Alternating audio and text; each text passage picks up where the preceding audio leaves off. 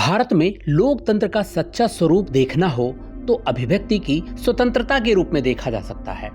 भारत में लोकतंत्र का सच्चा स्वरूप देखना हो तो केवल अभिव्यक्ति की स्वतंत्रता के इर्द गिर्द ही देखा जा सकता है। यहाँ कोई किसी को कुछ भी बोलने को स्वतंत्र है।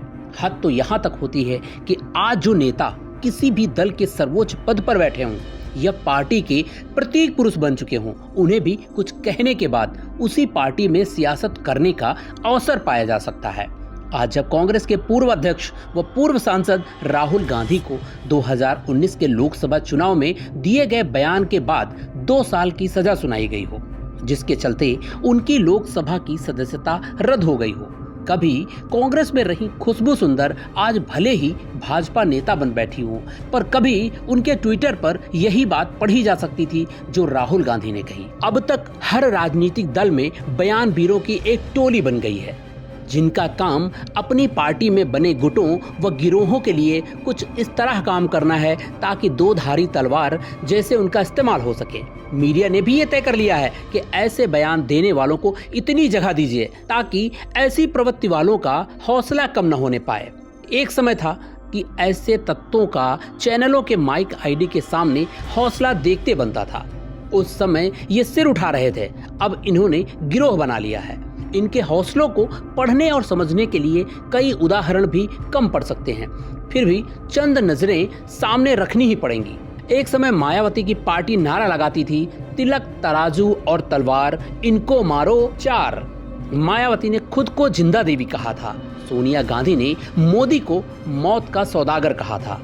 जम्मू कश्मीर के राज्यपाल और बनारस हिंदू विश्वविद्यालय के अध्यक्ष रहे मनोज सिन्हा ये दावा कर बैठते हैं कि महात्मा गांधी के पास किसी विश्वविद्यालय की डिग्री तक नहीं थी। लालू प्रसाद यादव ने एक समय बिहार में भूरा बाल साफ करो अभियान चलाया था। भूरा बाल यानी भूमिहार, राजपूत, ब्राह्मण और लाला। शरद यादव ने जून 1997 में महिला आरक्षण पर कहा था कि इस बिल से केवल कटी औरतों को फायदा पहुंचेगा।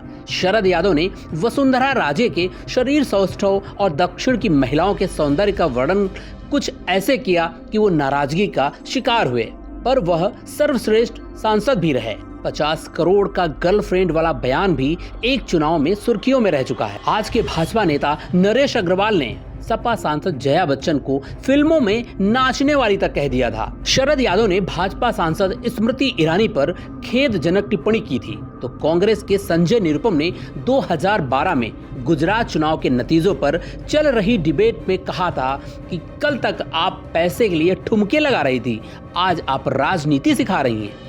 2012 में एक चुनावी रैली के दौरान सीपीआईएम नेता अनिसुर रहमान ने तो यहाँ तक कह दिया था कि हम ममता दी से पूछना चाहते हैं कि उनको कितना मुआवजा चाहिए, बलात्कार के लिए कितना लेंगी। कांग्रेस के नेता मणिशंकर का मोदी को नीच कहने के मामले ने भी खूब सुर्खियां पाई थी।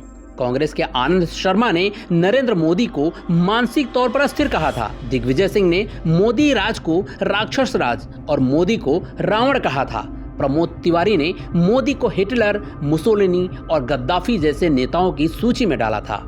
एक कांग्रेसी नेता ने नरेंद्र मोदी को बंदर कहा था। जयराम रमेश ने उनकी तुलना भस्मासुर से की थी। बेनी प्रसाद वर्मा ने उन्हें पागल कुत्ता और गुलाम नबी आजाद ने उन्हें गंगू तेली कहा था। रेणुका चौधरी ने उन्हें वायरस और इमरान मसूद ने मोदी को टुकड़ों में काटने की बात कही थी।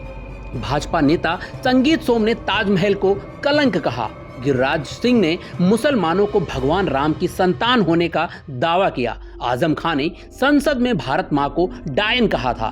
सपा नेता स्वामी प्रसाद मौर्य ने मानस की एक चौपाई पर सवाल उठाते हुए मानस पर प्रतिबंध की मांग कर डाली। बिहार के शिक्षा मंत्री चंद्रशेखर ने मानस को नफरत फैलाने वाला बताया। अलवर जिले के मालाखेड़ा में एक सभा को संबोधित करते हुए योगी आदित्यनाथ ने बजरंगबली को दलित, वनवासी, गिरिवासी और वंचित बताया था। सुहेल देव भारतीय समाज पार्टी के ओम प्रकाश राजभर कई बार विवादित बयानों के चलते सुर्खियां बटोर चुके हैं। निषाद पार्टी के नेता व योगी कैबिनेट में मंत्री संजय निषाद ने प्रयागराज में मीडिया से बातचीत में कहा कि प्रभु राम का जन्म राजा दशरथ के कुल में नहीं बल्कि एक निषाद परिवार में हुआ था। जब राजा दशरथ को संतान नहीं हो रही थी तब उन्होंने श्रृंगी ऋषि से यज्ञ करवाया था। कहा जाता है कि श्रृंगी ऋषि की तरफ से दिए गए खीर खाने के बाद दशरथ की तीनों रानियों को बेटे पैदा हुए थे, जबकि हकीकत यह है कि खीर खाने से कोई भी महिला गर्भवती नहीं हो सकती। संजय निषाद ने दावा किया था कि उस वक्त के इतिहासकारों ने सच नहीं लिखा। भगवत गीता में कहा गया है कि एक सम्मानित व्यक्ति के लिए मानहानि मृत्यु से भी बदतर है। इसे यानी मानहानि को महापाप माना जाता है, क्योंकि प्रतिष्ठा व्यक्ति की गरिमा का एक अभिन्न और महत्वपूर्ण हिस्सा है। यही वजह है कि कुछ लोग बेइज्जत होने पर क्या कुछ नहीं कर जाते हैं, लेकिन बहुत से लोग ट्रेन, सड़क, थाने, सरकारी दफ्तर और कहां-कहां जिंदगी भर बेइज्जत होने पर भी मन महसूस कर रह जाते हैं। खैर, जहां तक कानून के जरिए मानहानि से बचाए रखने की बात है, तो भारत समेत बहुत से देशों में मानहानि और बदनामी कानून मूल रूप से अंग्रेजी मानहानि कानून से पैदा हुए हैं। इंग्लैंड में भी इनकी उत्पत्ति सन 1272 के आसपास एडवर्ड प्रथम के समय में हुई मानी जाती है। इंग्लैंड ने अपने कानूनों में लगातार सुधार किया है। एक बड़ा और व्यापक सुधार 2013 के डिफेमेशन एक्ट के जरिए किया गया। 2013 के एक्ट के जरिए मानहानि का दावा करने के मानदंड को मजबूत किया गया है, जिसमें वास्तविक या संभावित नुकसान के साक्ष्य को अनिवार्य बनाया गया है।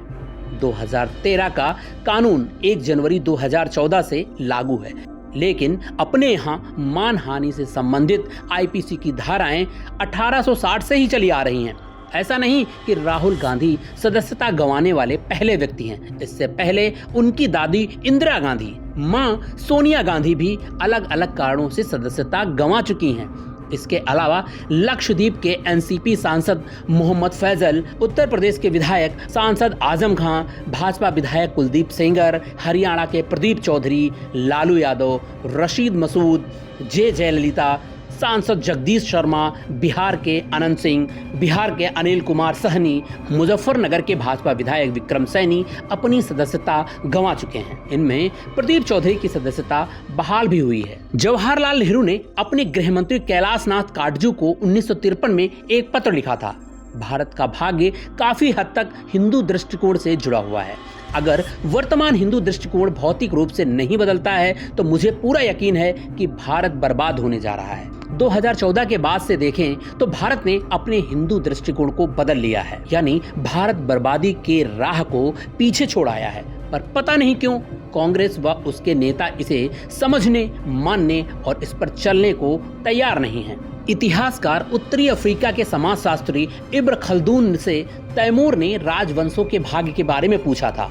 खल्दून का जवाब था कि राजवंशों का वैभव शायद कभी 4 पीढ़ियों से आगे नहीं बढ़ पाया। जवाहरलाल नेहरू, इंदिरा गांधी, राजीव गांधी, सोनिया गांधी और अब राहुल गांधी।